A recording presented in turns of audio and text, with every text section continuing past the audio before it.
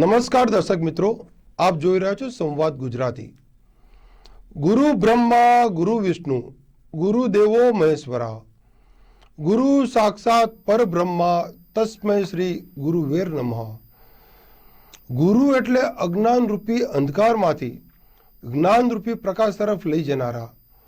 ગુ એટલે અંધકાર અને રૂ એટલે પ્રકાશ. ગુરુનો મતલબ છે કે અજ્ઞાન રૂપી અંધકાર નષ્ટ કરનારા. જે બ્રહ્મ પ્રકાશે છે એ જ ગુરુ. આવો આજે આવા એક આધ્યાત્મિક ગુરુ અને સિદ્ધ યોગી શ્રી દશરથ ગિરી બાપુ સાથેના અનુભવ શ્રી ડોક્ટર દિનેશભાઈ ગાંધીના મુખેથી સાંભળીએ. જય જિનેન્દ્ર, જય ગિરનારી. આજે આપણે એક એવા મહાત્માની, એવા સંતની વાત કરવાની છે કે જેમણે પોતાના જીવનની અંદર વિદ્યાઓને સિદ્ધ કરેલી છે, અવધૂત કરેલી છે અને પોતાના આત્માની અંદર ઉતારેલી છે. એવા સિદ્ધ યોગી છે દશરથ ગિરી બાપુ, જેઓ અત્યારે આબુની તળેટીમાં બિરાજમાન છે. હમણાં રિસન્ટલી 4-5 દિવસથી એમની સાથે કન્ટિન્યુ જ મળવાનું થયું. ત્યારે એમણે જે vital force, active force, negative force એની બધી વાત કરી તો રિયલમાં મારા બધા રૂવાટા ઊભા થઈ ગયા. મને એમ થયું કે એક સંત ગિરનારની ગુફાઓમાં રહીને, આબુની તળેટીમાં રહીને વિશ્વનું આટલું મોટું જ્ઞાન ધરાવે છે.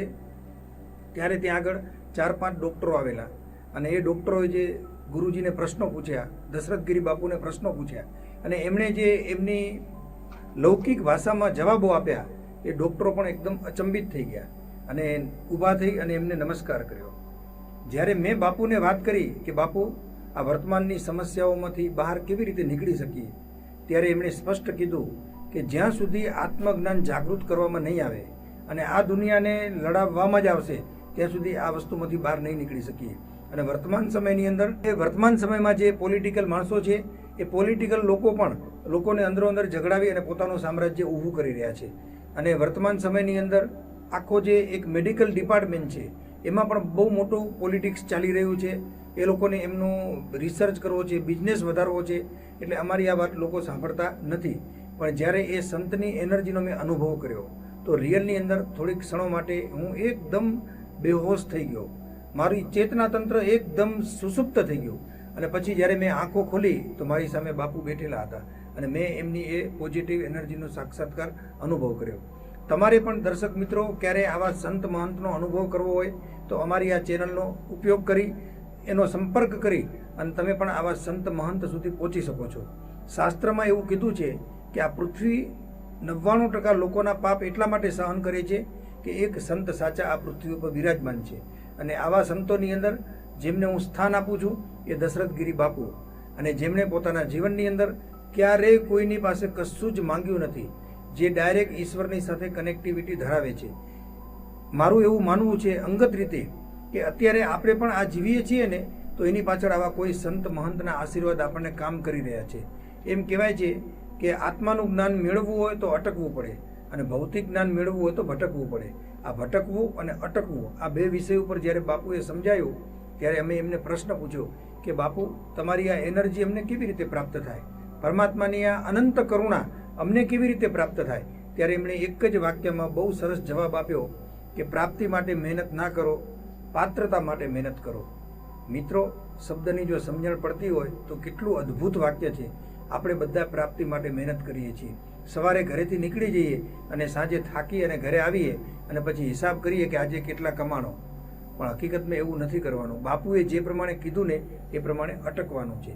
ક્યાંક શાંતિથી બેસો, તમારું તમે પ્લાનિંગ કરો કે આવતીકાલે મારે આટલું કામ કરવાનું છે અને આટલા કામમાં મને પરમાત્માની કૃપા હશે તો જ થશે, બાકીના બધા કામો મારા હાથે કરી લઈશ. બસ એ જે તમે લિસ્ટ બનાવો છો ને એ લિસ્ટ કુદરતના સર્વરની અંદર જાય છે અને ત્યાં આગળ તમારી ફાઇલ ઉપર એક સિક્કો લાગે છે તથાસ્તુનો. તમારે ખાલી 3 દિવસ કરવાનું છે. રાત્રે સૂતા પહેલાં તમારા આખા કામની કલ્પના કરો, સવારે ઉઠો એટલે પાછા એ જ બધા કામને યાદ કરી તમારો કાર્યક્રમ બનાવો. તમે સાંજે ઘરે આવશો, તમને પહેલે દિવસે 25% રિઝલ્ટ મળશે, બીજે દિવસે 50%, ત્રીજે દિવસે 75% અને ચોથા દિવસે તમારો વિજય થઈ જશે. 100% તમને કાર્યની પ્રાપ્તિ થશે. બાપુનું અંગત રીતે એવું કેવું હતું કે જ્યારે માણસ સૂઈ જાય છે ને ત્યારે એનું ચેતના તંત્ર કામ કરતું હોય છે. અને એ અચેતન મન જાગૃત થઈ અને જે કામ કરે છે એ કલ્પના બહારનું હોય છે. તમે ક્યારેક આજથી જ એવો અનુભવ કરો કે રાત્રે સૂતી વખતે સંકલ્પ કરવાનો, સંકલ્પ કરી અને તમારું જે અનકોન્શિયસ માઇન્ડ છે, આપણી પાસે 3 માઇન્ડ છે, કોન્શિયસ માઇન્ડ, અનકોન્શિયસ માઇન્ડ અને સબકોન્શિયસ માઇન્ડ. તો એ અનકોન્શિયસ માઇન્ડ જે છે ને એ એક જ વખત યાત્રાએ નીકળે છે. જ્યારે રાતના 3:30 થી 5:30નો ટાઈમ હોય, વ્યક્તિ ગહેરી નિદ્રામાં હોય, તો તમે આખો દિવસ, આખું સપ્તાહ, આખો મહિનો જે વિચાર્યું હોય ને એ વિચાર સંગ્રહિત થાય અને પછી રાત્રે એ સ્પાર્ક થાય અને ટ્રાવેલ કરી અને જ્યાં તમારે એ મેસેજ મૂકવાનો હોય. એક્ઝામ્પલ માટે કોઈની પાસે આપણે 10 લાખ રૂપિયા માંગીએ છીએ, એ આપણો ફોન નથી ઉપાડતો, આપણને જવાબ નથી આપતો, તો આ જે અનકોન્શિયસ માઇન્ડ છે એ એક મેસેજ તૈયાર કરે છે અને પેલા વ્યક્તિને ત્યાં એ રિલીઝ કરે છે. અને જ્યારે એ રિસીવ કરે તો એના મનમાં એક લાઇટ થાય છે કે મારે કોઈકને કંઈક આપવાનું છે, હું એને આ પૈસા નથી આપતો ને એના કારણે જ મને અશાંતિ છે. એટલે આ કોન્શિયસ, અનકોન્શિયસ, સબકોન્શિયસ પ્રકારના જે માઇન્ડ છે એના ઉપર બાપુએ બહુ જ રિસર્ચ કર્યું છે. આખી PhD પણ ઝાંખી પડે ને એવું એમનું જ્ઞાન છે. તો મિત્રો, આવા યોગીઓ, આવા સંતો આ પૃથ્વીનો આધાર છે.